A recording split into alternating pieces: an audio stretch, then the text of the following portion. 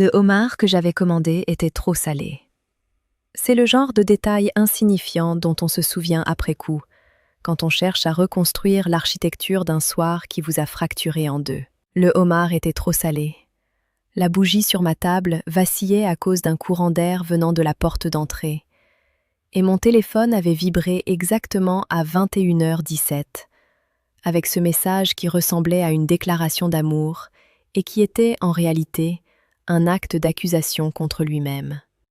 Le voyage d'affaires s'est prolongé. Tu me manques. J'avais souri en lisant ces mots. Vraiment souri.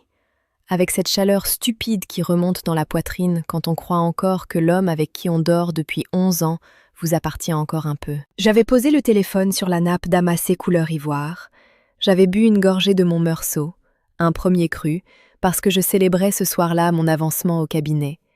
Et j'avais relevé les yeux vers la salle. C'est là que le sol s'est dérobé sous mes pieds, sans le moindre tremblement préalable. Lui, Séverin. Mon mari, Séverin Vauthier, avec ses épaules larges que je connais depuis l'université de Bordeaux, avec sa façon de pencher légèrement la tête vers la gauche quand il écoute quelqu'un avec attention. Cette posture que je lui avais décrite un soir comme son tic d'amour, il la réservait autrefois à moi. Ce soir-là, il la réservait à Ondine, ma sœur cadette. Ondine, avec ses cheveux couleur de châtaigne brûlée, sa fossette sur la joue droite que tous les hommes trouvaient irrésistible depuis qu'elle avait 16 ans. Ondine qui m'avait appelé 4 jours plus tôt pour me demander si j'avais une recette de soupe au potimarron. Parce que l'automne me rend mélancolique, Calista, tu comprends ça, toi. Calista, c'est mon prénom. Calista Vauthier, née Morvan. Avocate associée depuis ce matin même au cabinet Ferreux et de Lourmes. 38 ans, un appartement haussmannien dont nous avons choisi ensemble chaque moulure, une cave à vin soigneusement constituée et une absolue certitude, jusqu'à 21h17 ce soir-là, d'être une femme dont la vie avançait dans la bonne direction. Séverin avait passé sa main dans les cheveux d'Ondine, pas le geste d'un beau-frère, pas celui d'un ami. Ce mouvement lent, presque liturgique, que font les hommes amoureux quand ils veulent mémoriser la texture de quelque chose. Je m'étais levée. C'est à ce moment précis que la main s'était refermée sur mon poignet. La prise était ferme, mais pas brutale. J'avais pivoté, prête à écarter l'obstacle avec la brutalité polie qu'on développe dans les couloirs des tribunaux, et j'avais découvert le visage du serveur.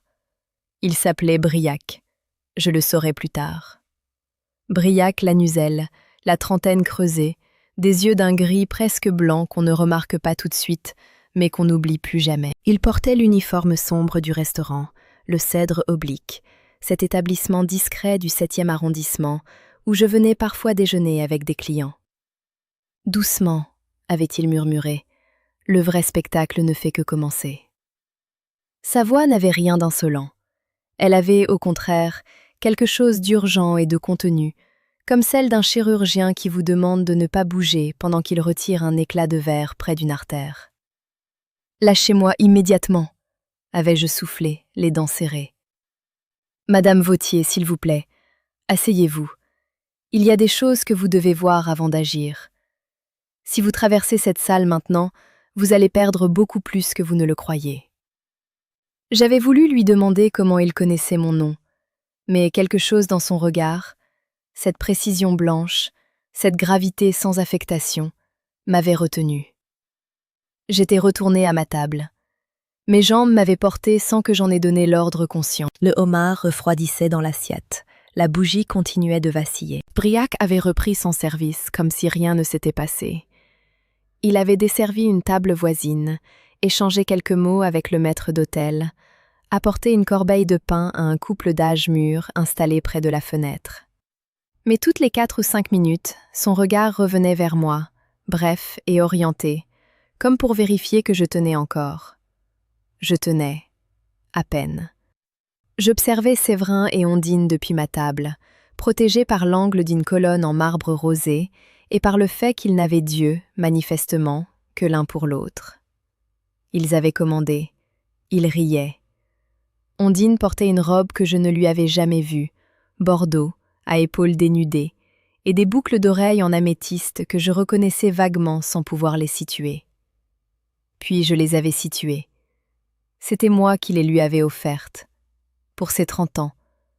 Il y a 2 ans exactement. Quelque chose s'était figé dans ma respiration, comme quand on plonge trop vite dans une eau glaciale et que le corps refuse d'abord d'obéir. J'avais bu le reste de mon meursault d'un trait, ce qui était une honte pour un premier cru, et j'avais fait signe à Briac.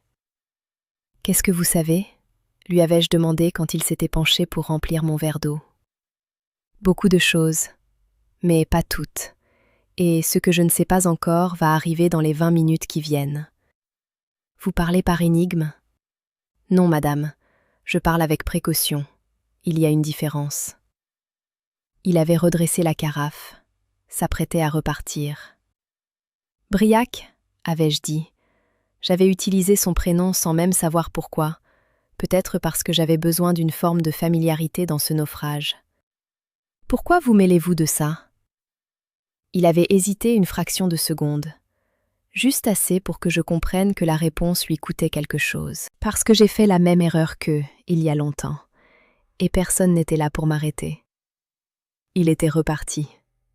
Les 20 minutes avaient été les plus longues de ma vie adulte, plus longues que les 3 heures d'attente lors du procès Kettani, plus longues que la nuit où ma mère avait eu son accident vasculaire et où j'avais fait les 100 pas dans le couloir des urgences de Lariboisière. J'avais regardé, observé, catalogué. Séverin qui posait sa main sur la main d'Ondine au-dessus de la table. Ondine qui ne retirait pas la sienne. Séverin qui disait quelque chose qui la faisait se pencher en avant, les yeux brillants. Ondine qui fouillait dans son sac, en sortait une enveloppe Kraft que j'avais immédiatement reconnue. Le format qu'utilise le notaire de notre famille depuis 30 ans. Elle la faisait glisser vers lui. Séverin qui l'ouvrait, qui lisait, dont le visage se décomposait. Voilà ce que je n'avais pas anticipé. La décomposition de son visage. En moins de 30 secondes, l'homme que j'avais vu entrer dans ce restaurant avec la désinvolture conquérante de quelqu'un qui croit maîtriser la situation était devenu un autre homme, plus petit, plus pâle, avec quelque chose autour de la bouche qui ressemblait à de la panique. Ondine parlait vite maintenant, ses mains s'agitaient. Séverin avait reposé les feuillets dans l'enveloppe, les avait repoussés vers elle, avait secoué la tête, puis avait sorti son téléphone et tapé quelque chose. Le mien avait vibré. « Tu rentres à quelle heure ce soir ? L'hôtel est sinistre sans toi. » J'avais regardé le message, regardé mon mari à travers la salle. Il avait déjà reposé son téléphone et reprenait sa conversation avec Ondine, l'air de quelqu'un qui vient d'envoyer un message anodin à une personne absente et sans importance immédiate. C'est là que j'avais compris quelque chose d'essentiel, quelque chose que j'aurais dû comprendre plus tôt et que ma propre intelligence avait refusé d'assembler. Il ne mentait pas seulement sur sa présence à Lyon. Il me mentait depuis suffisamment longtemps pour que le mensonge soit devenu une infrastructure, quelque chose de solide, de structuré, avec ses propres fondations et ses propres codes. Briac était revenu. Sans que je le lui demande, il avait posé devant moi une tasse de café et, sur la soucoupe, un petit morceau de papier plié. « La femme à la table du fond », avait-il dit très doucement. Cheveux courts, veste en tweed vert. Elle est arrivée 7 minutes après eux. Elle a demandé à être placée avec vue sur leur table. J'avais failli me retourner. « Ne regardez pas encore, lisez d'abord. » J'avais déplié le papier. 2 lignes, écriture masculine, rapide. Inspectrice Doran Sevic, police judiciaire, brigade financière. Votre mari est sous surveillance depuis 4 mois. Le café était chaud et amer. Je l'avais bu entièrement, lentement, comme si chaque gorgée m'achetait une seconde supplémentaire de contrôle sur moi-même. Sous surveillance, brigade financière. Je suis avocate. Je sais exactement ce que ces 2 mots assemblés signifient dans le contexte d'un homme qui gère les investissements patrimoniaux d'une clientèle fortunée. Séverin travaillait pour un family office, Aldoane Capital, fondée par un certain Petru Kolasicki, dont le nom revenait parfois dans des conversations que je préférais ne pas approfondir. J'avais choisi de ne pas approfondir. C'était mon erreur. Ma magnifique, confortable, volontaire erreur. L'enveloppe qu'Ondine lui a donnée, avais-je dit à voix basse quand Briac avait repassé près de moi. Document de création de société. J'ai vu l'entête quand il a ouvert l'enveloppe. Il caïman, si mes yeux sont bons. Comment vous savez lire un en-tête de document fiduciaire en 2 secondes? Il avait eu un sourire bref, sans joie. J'ai fait du droit pendant 4 ans avant de tomber amoureux de la cuisine. Certaines lectures restent. Je m'étais redressée. Quelque chose s'était recalibré en moi. Quelque chose que je reconnais dans les moments de crise au tribunal. Le passage du registre émotionnel au registre opérationnel. Ce n'est pas de l'insensibilité, c'est une digue temporaire. Elle cédera plus tard, dans un taxi, dans ma salle de bain, quelque part où personne ne regardera. Mais pour l'instant, elle tenait. Est-ce qu'Ondine sait que son mari est surveillé? Votre sœur. Vous voulez dire votre sœur. Répondez. Je ne crois pas. Elle avait l'air de quelqu'un qui pense avoir trouvé une solution, pas de quelqu'un qui sait qu'il nage au milieu d'un filet. J'avais tourné légèrement la tête. Sans chercher à regarder la table du fond directement, j'avais perçu la silhouette de l'inspectrice Zevik. Veste en tweed vert, comme indiqué. Elle tenait un menu devant elle, mais ses yeux, j'en étais certaine, ne lisaient pas la carte. Elle aussi observait. Nous étions plusieurs, dans cette salle, à observer la même scène. Et chacune de nous en attendait quelque chose de différent. C'est Séverin qui avait précipité le dénouement. À 22h moins le quart, il avait sorti un téléphone. Pas celui avec lequel il m'avait écrit, un second, plus ancien, que je ne lui connaissais pas. Et avait passé un appel. Court, 2 minutes maximum. Après quoi, il avait signé quelques feuillets que lui tendait Ondine, en avait gardé un exemplaire, et s'était levé pour aller aux toilettes. C'est là que tout s'était accéléré. L'inspectrice Sévic avait posé son menu, s'était levée, avait fait un geste presque imperceptible en direction de l'entrée du restaurant. 2 hommes en civil avaient poussé la porte. Briac, qui avait tout vu, s'était rapproché de moi une dernière fois. « C'est maintenant. Si vous voulez partir avant le chaos, vous avez 30 secondes. » Je n'étais pas partie. Peut-être que j'aurais dû. Peut-être qu'une femme plus sage, plus protégée, se serait levée, aurait récupéré son manteau et serait sortie dans la nuit fraîche du 7e pour appeler un ami, un taxi, n'importe quoi. Mais j'avais passé 11 ans à construire une vie avec cet homme, et je méritais de voir le moment exact où elle s'effondrait. Je lui devais au moins ça. Me le devoir à moi-même, je veux dire. Séverin était revenu des toilettes et avait trouvé l'inspectrice Sévic debout devant leur table, sa carte tendue vers Ondine, qui était devenue blanche comme le marbre du bar. « Inspectrice Sévic, brigade financière. Monsieur Vautier, vous êtes en état d'arrestation provisoire dans le cadre de l'enquête Kolasicki. Je vous demande de nous suivre. » Il avait regardé autour de lui. Réflexe animal. Et son regard avait traversé la salle, sauté d'une table à l'autre, et m'avait trouvé. Je ne sais pas ce qu'il avait lu sur mon visage. Je sais ce que je ressentais. Pas de la satisfaction, pas de la douleur non plus. Quelque chose de plus froid et de plus définitif, comme le silence qui suit un arrêt de jugement. Ondine avait suivi son regard. Nous nous étions regardés, ma sœur et moi, à travers la salle de restaurant, au milieu des agents qui encadraient Séverin, pendant que les autres clients de l'établissement se figeaient dans leur conversation, fourchette suspendue. Sa fossette avait disparu. Pour la première fois depuis ses 16 ans, elle était simplement une femme prise en défaut, sans aucun charme pour amortir la chute. Je m'étais levée. J'avais posé mon argent sur la table. Je me souviens d'avoir laissé un pourboire considérable parce que certains réflexes tiennent dans n'importe quelle circonstance. Et j'avais traversé la salle dans la direction opposée à celle où les agents emmenaient Séverin. Je n'avais pas regardé Ondine en partant. Ce n'était pas de la cruauté, c'était simplement que je n'avais plus rien à lui dire ce soir-là, et qu'un silence bien placé vaut parfois mieux que toutes les phrases qu'on aura le reste de sa vie pour prononcer. Briac m'avait rattrapé près du vestiaire. « Votre manteau, Madame Vautier ?» Il me tendait mon imperméable sombre avec la même gestuelle professionnelle que s'il avait passé la soirée à ne s'occuper que de moi. « Comment saviez-vous que j'étais là ce soir ?» lui avais-je demandé en l'enfilant.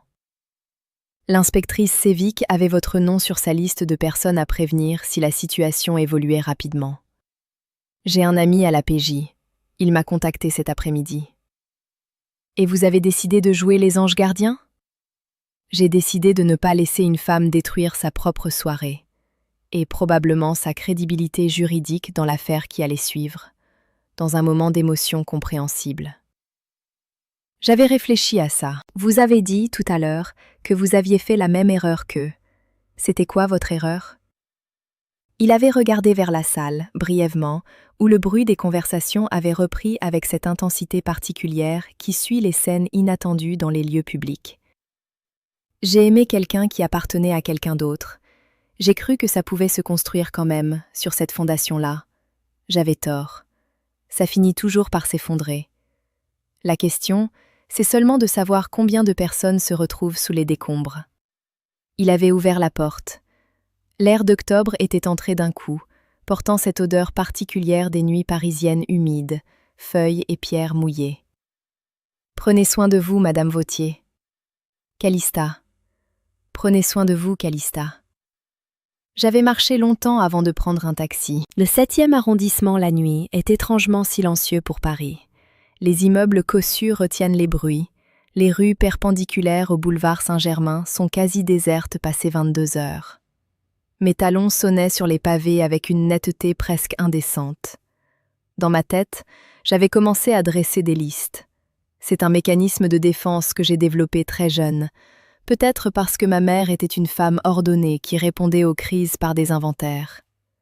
Quand notre père nous avait quittés, Ondine avait 7 ans, moi 12, elle avait passé la soirée à faire l'inventaire de notre garde-manger. Je l'avais regardée faire depuis le pas de la cuisine, et j'avais compris que c'était une façon de ne pas tomber. Liste numéro 1, ce que je savais avec certitude. Séverin me trompait avec Ondine, depuis une durée indéterminée. Séverin était impliqué dans ce qui ressemblait à une affaire de fraude financière autour de Petru Kolasiki. Ondine était, au minimum, complice d'une tentative de structurer une entité offshore. Mon mariage était terminé. Ma relation avec ma sœur l'était également, sous sa forme précédente. Il pourrait en exister une autre, un jour, sur des bases radicalement différentes, mais ça, c'était pour plus tard, beaucoup plus tard. Liste numéro 2, ce que je ne savais pas encore. Depuis combien de temps, si des actifs communs avaient été engagés dans les montages de Séverin, si mon nom apparaissait quelque part dans des documents que je n'avais jamais vus. Ce que l'inspectrice Sévic voudrait me demander, parce qu'elle finirait par me contacter. Je le savais avec la certitude des gens du métier. Liste numéro 3, la plus courte, ce qui me restait. Mon travail, mon avancement, signé ce matin même. Mon appartement qui était à moitié à moi et dont je connaissais la valeur au mètre carré. Des amis, pas assez peut-être, parce que les couples qui durent ont tendance à diluer les amitiés individuelles, mais quelques-uns, solides. Et moi-même. Calista Morvan, avant d'être Vautier. Toujours là. Légèrement amoché, mais debout. L'inspectrice Sévic m'avait appelé le lendemain matin, à 7h45. Je m'y attendais. J'avais dormi 3 heures, dans mes vêtements de la veille, sur le canapé du salon parce que je n'avais pas voulu aller dans le lit conjugal. J'avais passé le reste de la nuit à relire des contrats, pas les nôtres, je n'étais pas encore prête, mais des dossiers du cabinet, pour garder les yeux sur quelque chose de tangible, de résolvable. Madame Vautier ? Inspectrice Sévic, brigade financière. Je suppose que vous avez été informée des événements d'hier soir. J'étais présente, inspectrice. Silence bref. Je vois. Alors vous savez que nous allons avoir besoin de vous parler. Bien sûr. Je suis avocat associé chez Ferreux et Delourme depuis hier matin. Donnez-moi une date, je viendrai avec mon propre conseil. Nouveau silence. Je vous propose demain, 14h. Entendu. J'avais raccroché et m'étais fait du café. Vrai café, pas les capsules que Séverin préférait.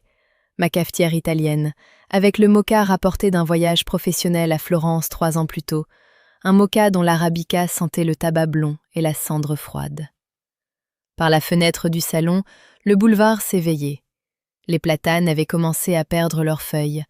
Un octobre précoce, les jardiniers de la ville l'avaient dit à la radio. Les feuilles descendaient lentement, sans bruit, avec cette grâce inutile et un peu triste des choses qui tombent depuis trop longtemps. J'avais pensé à Briac Lanuzel, à sa façon de tenir une carafe d'eau comme un instrument de précision, à sa phrase sur les fondations fissurées et les décombres. J'avais pensé que dans une autre version de cette soirée, sans sa main sur mon poignet, je serais arrivée en larmes à leur table, j'aurais tout fracassé dans l'instant, et Séverin aurait eu le temps de disparaître ou de faire disparaître des preuves avant que la brigade financière resserre son étau. J'avais pensé que la colère, quand elle est précipitée, travaille toujours pour les mauvaises personnes. Le café était prêt. Je l'avais bu debout, face à la fenêtre, regardant les platanes se dépouiller de leur feuillage, avec cette obstination végétale qui n'a besoin de personne pour continuer. 3 semaines plus tard, j'avais repassé la porte du cèdre oblique. Pas pour manger, pas pour commémorer quoi que ce soit, simplement parce que j'avais une chose à remettre. Briac était là, bien sûr. Il avait levé les yeux en me voyant entrer, et quelque chose dans son regard avait changé. Pas de surprise, plutôt cette reconnaissance tranquille de quelqu'un qui savait que vous reviendriez sans en être tout à fait sûr. Je lui avais tendu une bouteille. Un meursault premier cru, un millésime meilleur que celui que j'avais bu ce soir-là. Pour compenser le service exceptionnel, avais-je dit. Ce n'était pas nécessaire. Je sais, c'est pour ça que c'est un cadeau et pas un pourboire. Il avait regardé la bouteille, avait souri, pas le sourire bref et sans joie du soir de la crise, un vrai sourire cette fois, avec quelque chose dedans qui ressemblait à de la chaleur ordinaire. « Vous allez bien ? » ?»« Je vais. Ce n'est pas encore bien, mais c'est suffisant pour aujourd'hui. C'est tout ce qu'on peut demander. » J'étais repartie sans m'asseoir. Dehors, l'air avait cette légèreté froide de novembre qui commence, et les platanes du boulevard, maintenant entièrement dénudés, avaient quelque chose de plus honnête que lorsqu'ils étaient en feuilles. On voyait leur vraie structure, l'armature de tout. Les branches sans ornement, noueuses et réelles. Je marchais bien ce soir-là. Je marchais sans savoir exactement où j'allais, ce qui était nouveau, et qui était peut-être, pour la première fois depuis longtemps, une forme de liberté que je n'avais pas su reconnaître parce que je l'avais toujours confondue avec le vide. Ce n'était pas le vide. C'était simplement l'espace qu'on récupère quand on arrête de porter les mensonges des autres. Si cette histoire vous a touché, likez et abonnez-vous. Chaque soutien nous permet de continuer à créer.